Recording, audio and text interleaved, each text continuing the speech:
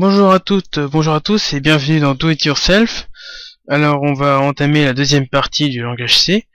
Donc j'ai apporté, j'espère, une modification qui vous aidera. Donc déjà il y aura un sommaire pour que vous puissiez savoir de quoi on va parler. Et je vais expliquer deux trois parties du cours, enfin les parties du cours qui seront les plus compliquées un peu plus simplement avec des exemples un peu plus parlants. Donc on va commencer. J'ai gardé le même dossier, le même projet que la dernière fois, donc voilà, rien n'a changé, vous voyez. Donc on va commencer par les commentaires. Pourquoi ça a été créé et comment on s'en sert. La mémoire, de qui de quoi, donc il y a plusieurs types de mémoire sur un PC, mais on verra les deux principaux que l'on utilisera. Le scanf, qui est une fonction qui permet d'interagir avec l'utilisateur, et les variables, qui est une partie assez complexe, peut-être que je le ferai en deux parties, on va voir comment vont se dérouler les choses. Donc tout d'abord, les commentaires. Alors, il y a deux types de commentaires, les commentaires courts et les commentaires plus longs.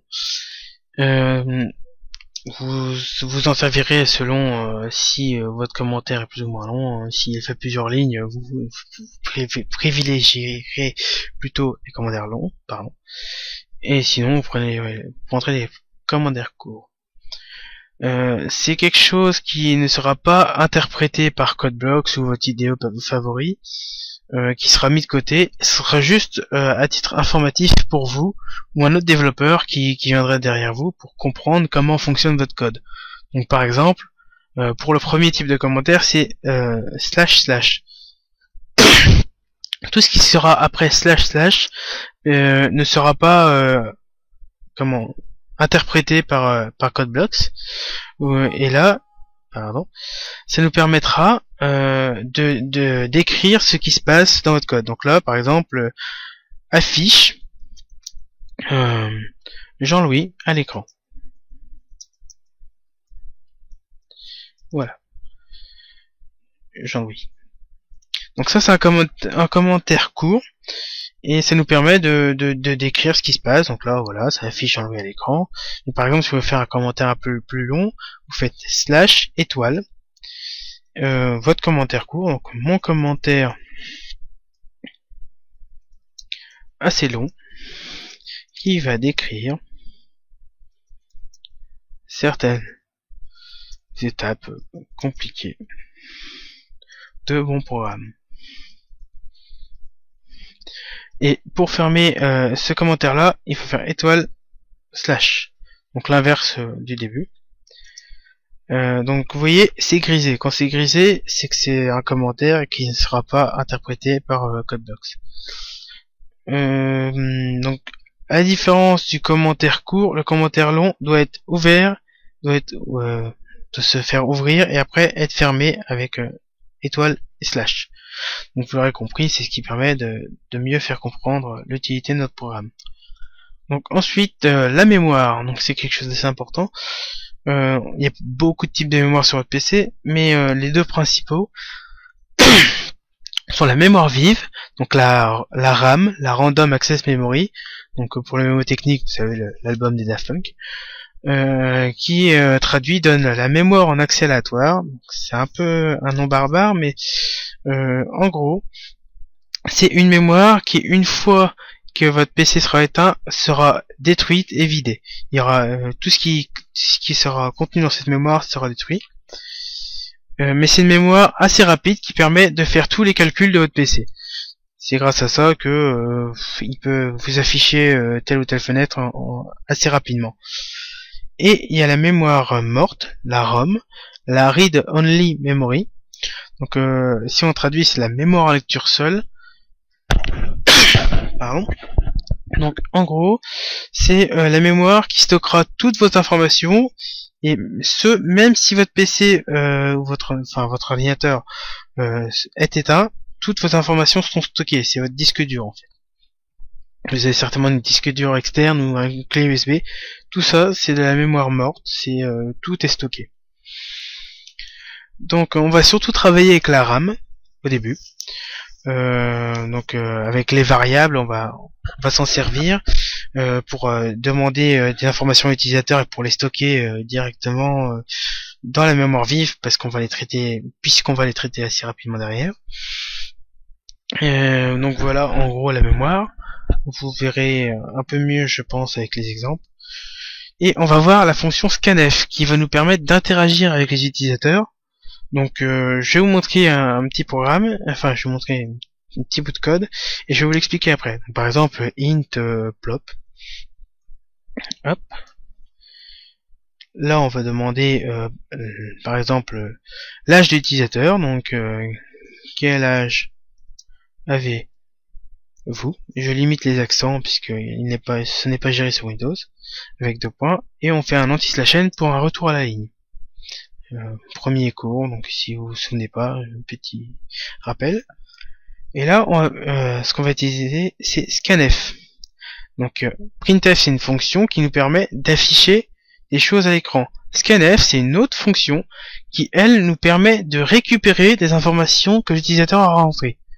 Donc là, vous allez peut-être pas forcément comprendre, on va faire %d, virgule, plop. Je vais vous expliquer ça juste après. Et plop plutôt. Virgule, et un printf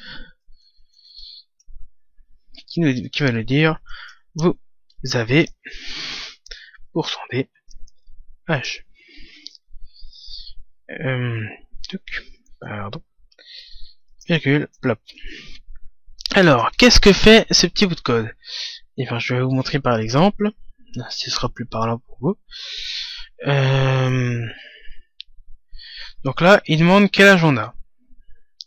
Donc, par exemple, moi, j'ai 24 ans. Je vais mettre 24. Et il vous dit, vous avez 24... Oula, j'ai fait une faute, j'aurais dû mettre an. Vous avez 24 ans. En gros. Voilà. 24 ans. Si on recompile, quel âge avez-vous? 24. Vous avez 24 ans. Donc comment il a pu récupérer ce que j'ai tapé? Et ben, tout simplement avec scanf. Et avec cette ligne là, on demande quel âge a l'utilisateur. Là, avec le scanf, on attend que l'utilisateur rentre quelque chose. Et tout ce qui va rentrer en nombre, ça va être stocké dans plop. Donc plop, c'est une variable.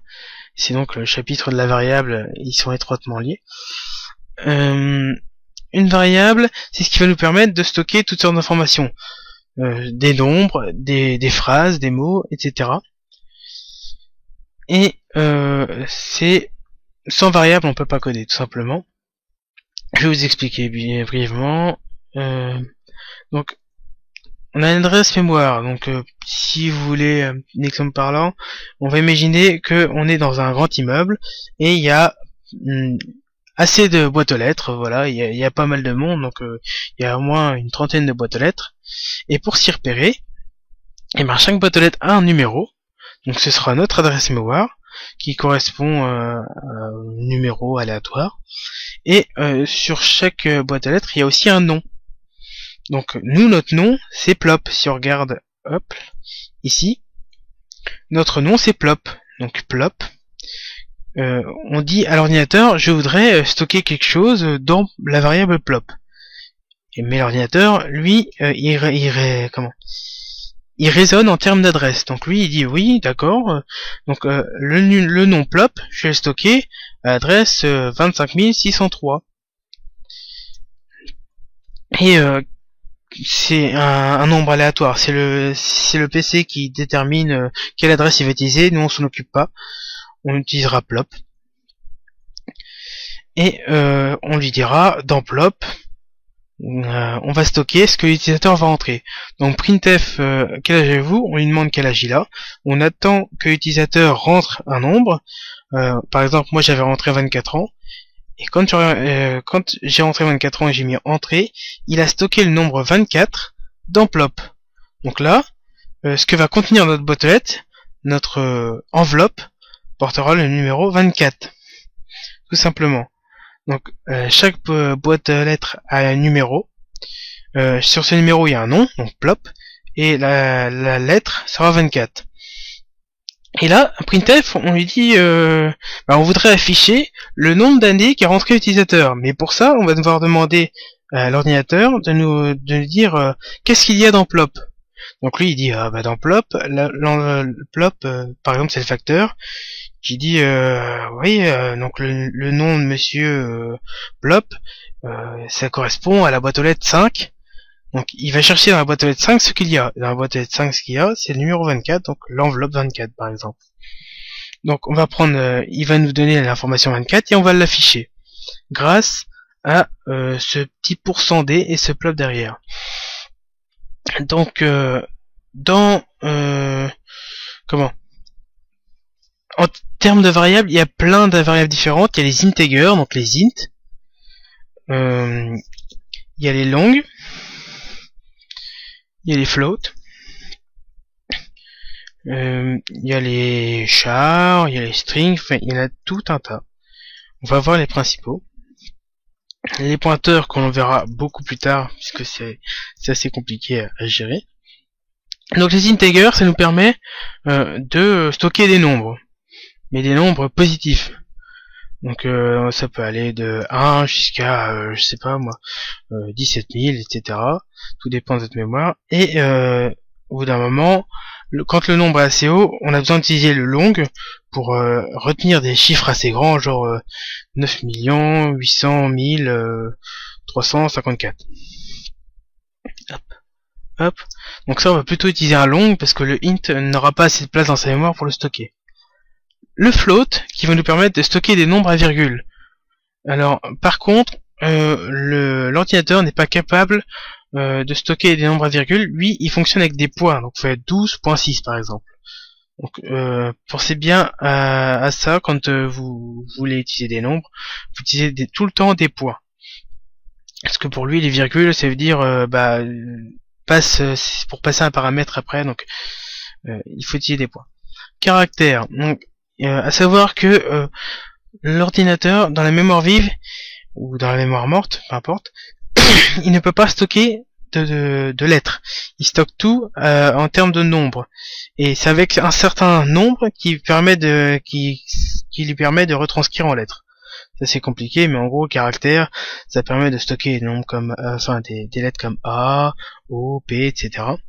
Et si on veut faire des phrases, on a créé la fonction string, qui nous permet de stocker par exemple quel âge avez-vous, etc., qui nous permet d'afficher ça. Donc ce que vous avez là, c'est une string, c'est une suite de caractères, donc ça peut être Bonnet, Jean-Louis, ou les fleurs sont bleues, peu importe. Donc ça stocke carrément des phrases. Et les pointeurs qu'on verra beaucoup plus tard. Pour chaque type de variable, on l'appelle différemment. Donc par exemple, pour un int, c'est un %d. C'est pas forcément logique, mais c'est quelque chose que soit vous apprenez, soit vous utilisez Google quand vous en avez besoin. C'est selon votre choix. Pour les longs, on utilise %ld. Pour dire tu vas chercher ça dans cette variable, l'information qu'il te faut dans cette variable. Pour le float, c'est f. Pour le char, c'est c. Et pour le string, c'est S. Bon après le pointeur, c'est à titre informatif, on verra ça plus tard, mais c'est P. Et plop, c'est ce qui nous permet de dire le et va chercher dans plop le numéro tant. Donc le et, ça nous permet de chercher cette valeur-là. Donc voilà, vous savez à peu près comment fonctionnent les variables. Si vous avez des questions, n'hésitez pas à les poster soit en commentaire, soit sur le mail que j'ai indiqué dans ma description de la chaîne. Donc la prochaine fois, on va voir un peu plus en détail les fonctions, les boucles, etc. Enfin, il y a beaucoup de choses à voir, ne vous inquiétez pas. On va prendre le temps qu'il faut pour bien faire les choses. Et donc voilà, je n'ai rien d'autre de plus à ajouter. J'essaierai d'améliorer la chaîne au fur et à mesure pour que tout le monde puisse bien comprendre. C'est pas forcément simple quand on est débutant de choper la logique de la programmation. Donc je vous dis à la prochaine pour un nouveau tutoriel.